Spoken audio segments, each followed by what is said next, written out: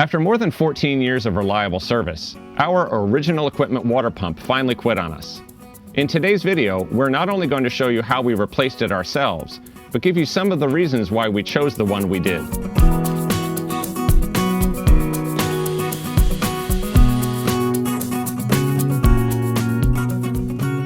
While on a recent boondocking trip, our water pump not only started making a funny noise, but was no longer pumping water at a consistent pressure or volume. With a little bit of troubleshooting and diagnosis, we quickly figured out that this was not something we were going to be able to repair ourselves, and we needed to replace the pump entirely. Now, our original factory water pump is a 3.5 gallon per minute unit that pulls at max about 6.5 amps when it's running full. And that water flow has always been sufficient for us. But on today's market, there are a lot of pumps that pump a lot more water, up to 5 gallons per minute. And that might be tempting to think, hey, more water must be better, right? Except there's one thing. Typically when we're using our water pump, it's because we're not hooked up at all. So not having a sewer connection means we don't really need to have 5 gallons of water flowing down the drain. When we're running on our 3.5 gallon per minute pump, we're only ever trickling the water anyway. So that flow has always been more than enough for us when we're dry camping. In addition to not wanting that extra water flow, a bigger pump also demands more power. So the wiring in our RV may not be sufficient to handle the power demand of a 5 gallon pump.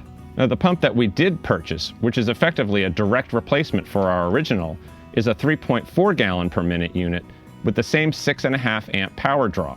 And looking in the manual, which is a combined manual for both the 3.4 gallon per minute and 5 gallon per minute models, there's a huge section that's dedicated strictly to the power demands of the larger pump, how to test your existing wiring, and how to modify that wiring if it turns out it's not able to meet that power demand. Since we didn't want to have to deal with all of that and wanted as simple a replacement as we could get, the 3.4 gallon per minute unit was the perfect choice for us. Now I'm going to turn this all over to Peter, who's going to show you step by step how we did our replacement. When working with plumbing, we of course need to turn the city water off, along with the water pump switch. In this case, we'll take the additional step of locating the 12-volt fuse that powers the pump, and removing it. Then open a faucet to let the pressure out of the plumbing system. The power to the water pump comes through this little device, called a latching controller. The controller is what allows you to have multiple on-off switches around the RV, in places like the water compartment, the bathroom, the main control panel, or the kitchen. First, we'll remove the water pump's black ground wire from the latching controller. Then we'll remove the pump's red positive lead from the controller.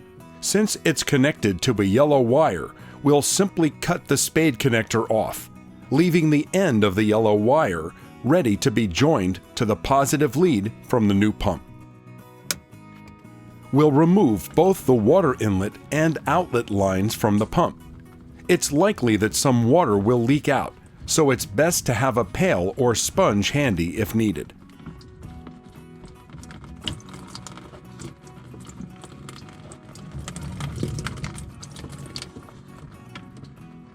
The fittings likely won't require any tools to remove, as long as you have a fairly strong grip.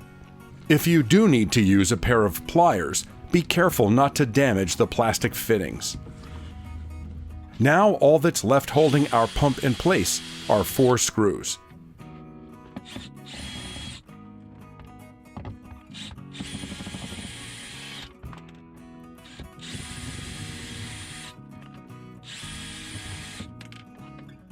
Once they're removed, the pump will come right out. You can see that the pumps are virtually identical, other than the brand name, which is probably due to some corporate change. We'll just need to remove the inlet filter from the old pump using a crescent wrench, so we can install it on the new one.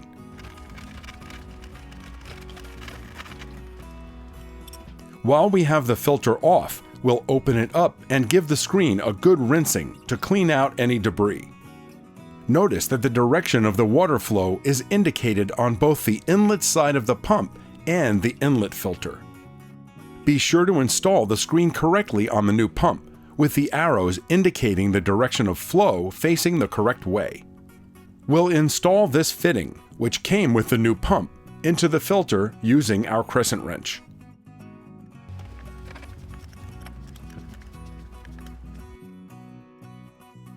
Then pop out the red shipping cap and press and twist the fitting firmly into the opening. Then slide the clip down to lock the fitting into the pump.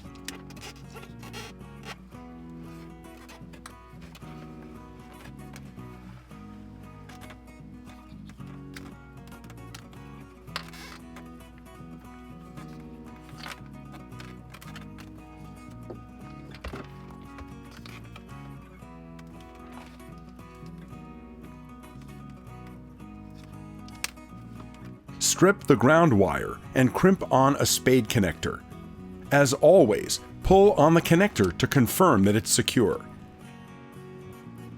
Now we'll reconnect the yellow wire by stripping it and the red positive lead from the pump and twisting and crimping them together into a spade connector.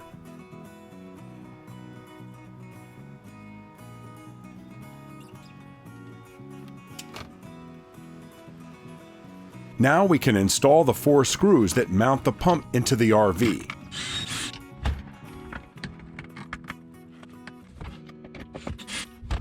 Buying an exact replacement usually means an exact fit, and sure enough, the holes line up perfectly.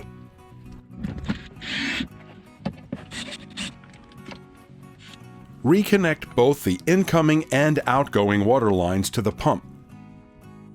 A firm finger tightening should be all that's required.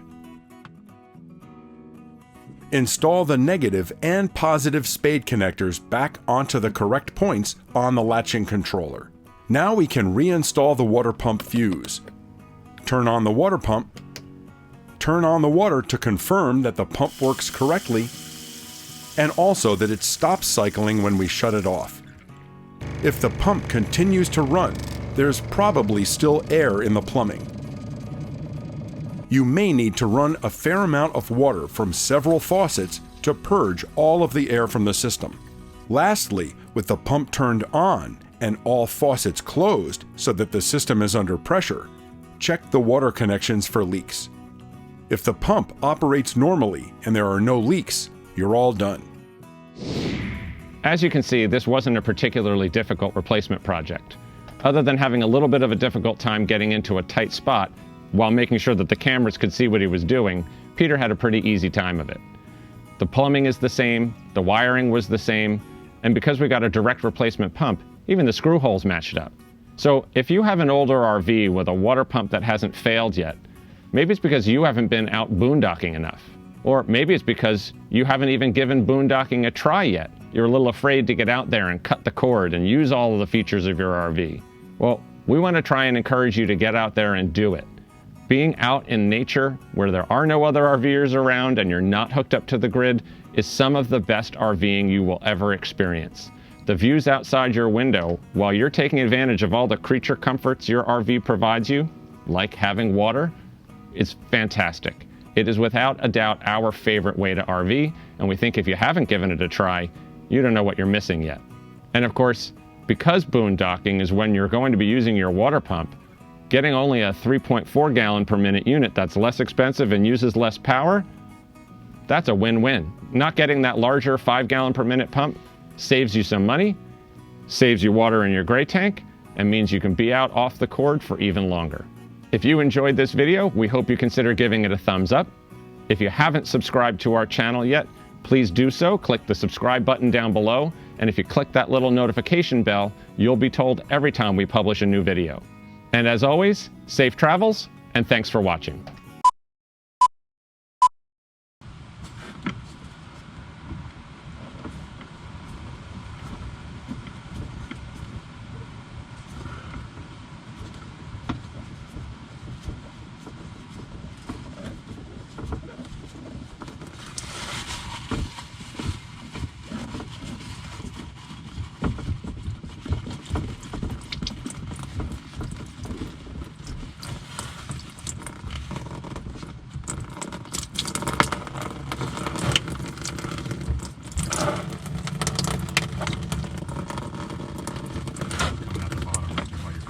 Oh, I'm screwed. I'm screwed. I need a bucket or something, and I don't have anything. Let me go get it. Oh, me. Let me go get the blue bucket. It won't fit under here. Oh, I'm screwed. Damn it.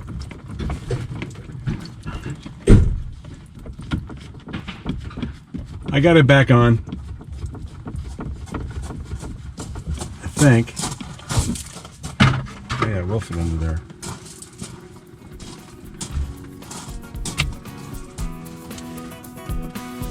Oh.